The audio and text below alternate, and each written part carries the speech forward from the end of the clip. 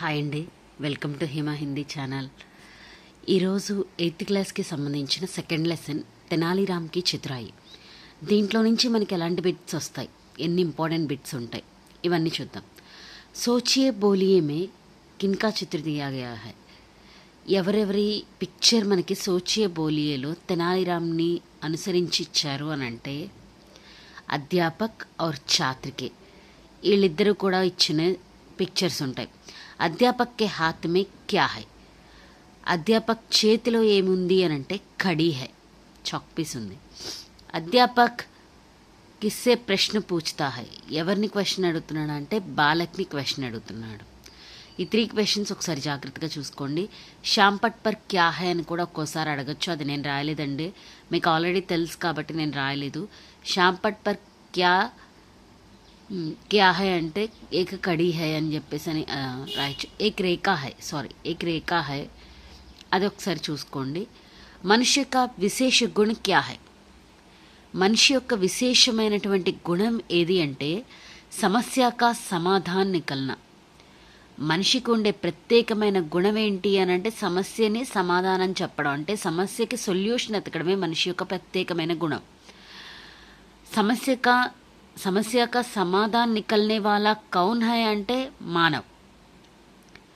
समस्या का समाधान निकलने वाले का विशेष गुण किसमें रहता है అంటే మనుష్య में. దీన్ని 3 టైప్స్ అడగచ్చండి.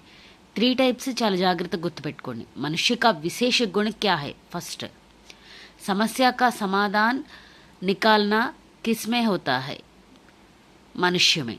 समस्या का समाधान निकालना का विशेष गुण किसमें है, मनुष्य में. सफलता किस पर निर्भर करती है, मनुष्य का विशेष गुण पर निर्भर करती है. मनुष्य का विशेष गुण पर क्या निर्भर करता है, सफलता निर्भर करता है. एंड नेक्स्ट, उत्तम व्यक्तियों की तरह किसको गिना जाता था, चतुर और समझदार व्यक्ति को. चतुर और समझदार व्यक्ति को किस व्यक्ति की तरह गिना जाता है, उत्तम व्यक्ति की तरह गिना जाता है. రెండు కూడా జాగ్రత్తగా గుర్తుపెట్టుకోండి. तेनालीराम की चतुराई पाठ किस विधा में दिया गया है, कहानी विधा में दिया गया है. किस विधा में दिया गया है, कहानी विधा में. विजयनगर राज के राजा कौन थे, श्री कृष्णदेव राय. श्री कृष्णदेव राय की सभा का नाम क्या था, भुवन विजयम था. भुवन विजयम किसकी सभा का नाम था, श्री कृष्णदेव राय की सभा का नाम था. श्री कृष्णदेव राय की सभा में कितने कवि रहते थे और उनको क्या कहते थे. श्री कृष्णदेव राय की सभा में 8 कवि रहते हैं, उनको अष्टदिग्गज कहते हैं. अष्टदिग्गज किसकी सभा में होते हैं, श्री कृष्णदेव राय की सभा में होते हैं. तेनालीराम कैसे व्यक्ति थे, चतुर और ज्ञानी व्यक्ति थे. चतुर और ज्ञानी व्यक्ति कौन थे, तेनालीराम थे. विकट कवि किसे कहते हैं, तेनालीराम को कहते हैं. तेनालीराम को और एक नाम क्या है, विकट कवि है. एक दिन श्री कृष्णदेव राय ने किसको बुलाया, प्रमुख व्यक्तियों को बुलाया. प्रमुख व्यक्तियों को किसने बुलाया, श्री कृष्णदेव राय ने बुलाया. राजा ने प्रमुख व्यक्तियों को क्यों बुलाया, राजगार ఎందు పిలిచారండి, भोजन के लिए बुलाया. भोजन के लिए राजा ने किसको बुलाया, प्रमुख व्यक्तियों को बुलाया. राजा ने अतिथियों को किस तरह बर्तनों में भोजन परोसा गया, सोने के बर्तनों में भोजन परोसा गया. सोने के बर्तनों में क्या परोसा गया, భోజన్ పరోసా గయా. కొన్ని క్వశ్చన్స్ మీకు అర్థం లేకపోయినా మీకు అనిపిస్తూ ఉంటుంది ఏంటి ఇలా అడుగుతున్నారు, కానీ ఒకటి గుర్తుపెట్టుకోండి, మనల్ని అడిగేటప్పుడు ఎలాగైనా అడగచ్చు. ఆన్సర్ కొంచెం మనకి అర్థమయ్యే రీతిలో ఉంటే మనం ఈజీగా ఆన్సర్ చేసేయచ్చు. सोने के बर्तनों को देखकर किसका मन ललचाया, एक अतिथि का मन ललचाया. एक अतिथि का मन क्यों ललचाया, सोने के बर्तनों को देखकर ललचाया. अतिथि ने किसको जेब में रख लिया, चम्मच को जेब में रख लिया. चम्मच को किसने जेब में रख लिया, अतिथि. जब अतिथि चम्मच को जेब में रखते समय किन्होंने देखा, तेनालीराम और श्री कृष्णदेव राय. तेनालीराम और श्री कृष्णदेव राय क्या देखा, अतिथि चम्मच को जेब में रखते हुए समय देखा. तेनालीराम ने मनोरंजन के लिए किस तरह खेल खेला, जादू का खेल खेला. अतिथि के पास जो चम्मच है उसको कौन निकलवाया, तेनालीराम ने निकलवाया. कौन खुश हुए, श्री कृष्णदेव राय खुश हुए। कौन प्रशंसा किया? श्री कृष्णदेव राय ने प्रशंसा की। किसको दिया? किसको प्रशंसा की? तेनालीराम को प्रशंसा की। इनाम किसको दिया? तेनालीराम को दिया। అక్బర్ కే దర్బార్ మే కితనే కవి రహతే తే, ఇది లాస్ట్ మనకి ఇచ్చారండి. అది ఒకసారి చూడండి, పిక్చర్ ఇచ్చారు కదా అది. अकबर के दरबार में कितने कवि रहते थे? 9 कवि रहते थे. उनको क्या कहते हैं? नवरत्न कहते हैं. नवरत्न में कौन कौन होता है?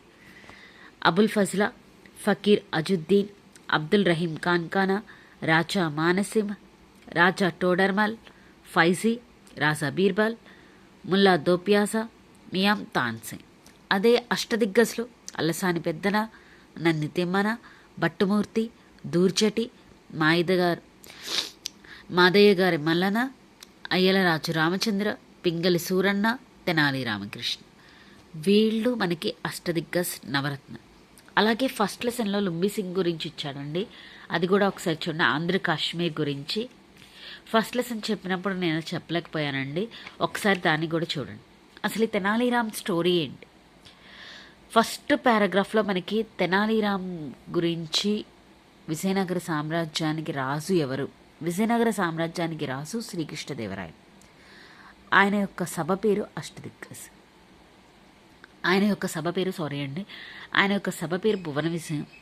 ఆయన సభలో అష్టదిగ్గజ్ అనే కవులు ఉంటారు, దాంట్లో తెనాలీరామ్ ఒకడు. ఆయన చాలా చతురంగా ఉంటాడు, అలాగే మంచి జ్ఞానమైన వ్యక్తి. ఎందుకు అలా చెప్పాడు అంటే ప్రతి సమస్యని హాస్యంగా బాగా తెలివిగా సాల్వ్ చేసేస్తాడు. దానికి తోడు ఆయనకి ఇంకొక పేరు కూడా ఉంది, వికట కవి అని. అయితే ఒకరోజు రాజుగారికి రాజ్యంలో ఉండే ప్రజలందరిలో ప్రముఖమైన వ్యక్తులు ఎవరైతే ఉంటారో వాళ్ళని భోజనానికి పిలవాలని అనిపిస్తుంది. అందుకోసమని భోజనానికి పిలిస్తే వాళ్ళందరికీ కూడా బంగారపు గిన్నెల్లో భోజనాన్ని పెడతాడు. అప్పుడు వచ్చిన అతిథిలో ఒకళ్ళకి ఆ బంగారపు గిన్నెలు చూడగానే ఆశ కలుగుతుంది. వాళ్ళ దగ్గర డబ్బు లేక కాదండి, అంటే ఆశ అనేది కొంచెం కలుగుతుంది, ఇలాంటి వస్తువు మన ఇంట్లో కూడా ఉంటే బాగుండు కదా అని. అందుకని చెప్పేసి అతను ఏం చేస్తాడంటే, చాలా ఎవరు చూడకుండా చూసి ఒక స్పూన్ని తీసుకొని వెళ్ళి తన జేబులో పెట్టేసుకుంటాడు.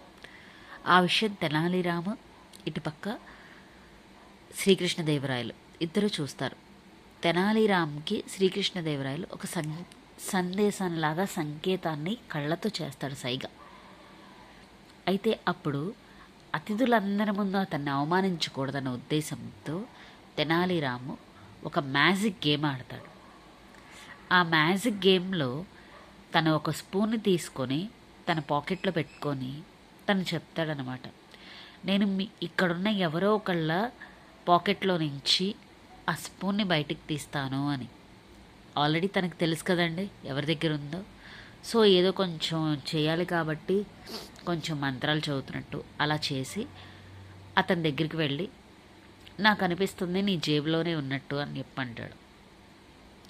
అందరి ముందు చేసేదేం లేక తనకి ఇష్టం లేకపోయినా ఆ అతిథి తన పాకెట్లో నుంచి ఆ స్పూన్ని తీసి బయట పెడతాడు. సో అలాగా అందరి ముందు తనకు అవమానం జరగకుండా, అలాగే రాయలవారిది ఈ బయటకు వెళ్లకుండా తెనాలిరామ్ కాపాడుతాడనమాట. అందుకని శ్రీకృష్ణదేవరాయలు చాలా పొగుడుతూ తనకి బోలెడన్ని బహుమతులనిచ్చి పంపిస్తాడు. ఇది స్టోరీ అండి. దీనికి సంబంధించిన క్వశ్చన్ అండ్ ఆన్సర్స్ ఇవి. కొంచెం జాగ్రత్తగా చూసుకుంటే సరిపోతుంది. మళ్ళీ ఒకసారి జాగ్రత్తగా చెక్ చేసుకోండి. ఎవ్రీ క్వశ్చన్ని నేను మీకు చూపిస్తున్నాను. నేను వీడియోలో ఇలా మాత్రమే కాకుండా ఇంకా 2-3 క్వశ్చన్స్ని కూడా యాడ్ చేశాను. అంటే ఒక క్వశ్చన్ని 2-3 టైప్స్ ఎట్లాగా మార్చుకొని చదవచ్చు అది కూడా చెప్పాను. ఒకసారి జాగ్రత్తగా చూసుకోండి.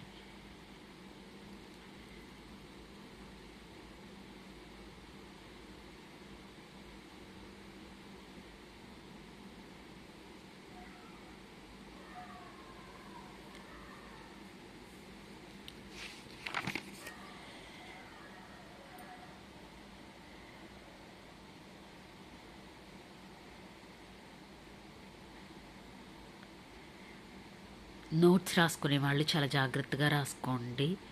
ఎవ్రీ పాయింట్ నోట్ చేసుకోండి. ఎందుకంటే మనకి బిట్స్ అనేవి ఏ విధంగా వస్తాయో తెలియదు.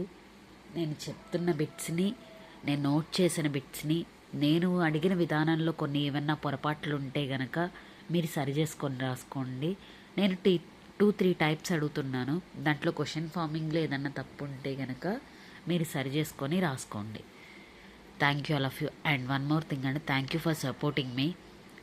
జస్ట్ నేను ఈ ఛానల్ పెట్టింది నార్మల్గా ఒక ఆర్గనైజర్కి సంబంధించిన పిల్లల కోసం పెట్టానండి. వాళ్ళకి 10th క్లాస్కి సంబంధించిన డౌట్స్ ఉన్నాయి అంటే చెప్పడం కోసం. కానీ ఇంత సపోర్ట్ ఉంటుందని నాకు తెలియదు. Thank you all of you.